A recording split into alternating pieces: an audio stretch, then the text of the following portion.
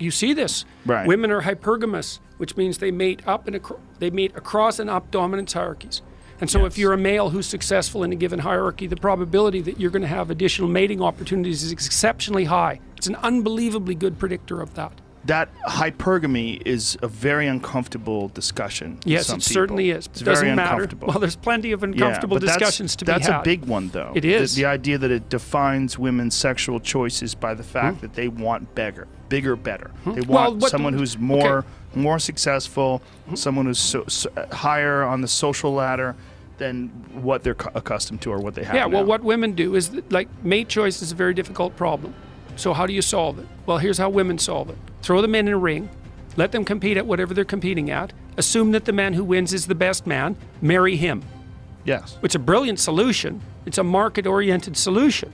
It's actually the solution that appears to have driven our evolutionary departure from chimpanzees. It's a biological solution. It's a biological solution, but it has a cost. What is the cost? Well, the cost is polygamy. Is a polyamorous society just as unattainable as this utopian Marxist idea? Yes, I think so, because societies tilt towards monogamy across the world. It's human universal. Now, that doesn't mean that people don't have polygamous or polyamorous tendencies, because they certainly do. And it's certainly also the case that one of the ways that women gerrymander this system is that, say you're married and you have children with your husband, but you also have an affair. So you have a child by another man.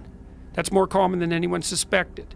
So part of the way that women solve the problem that you're just describing, and I'm not saying anything for this or against this, this is a purely factual biological claim, is they pick a monogamous marriage and they cheat with high status guys.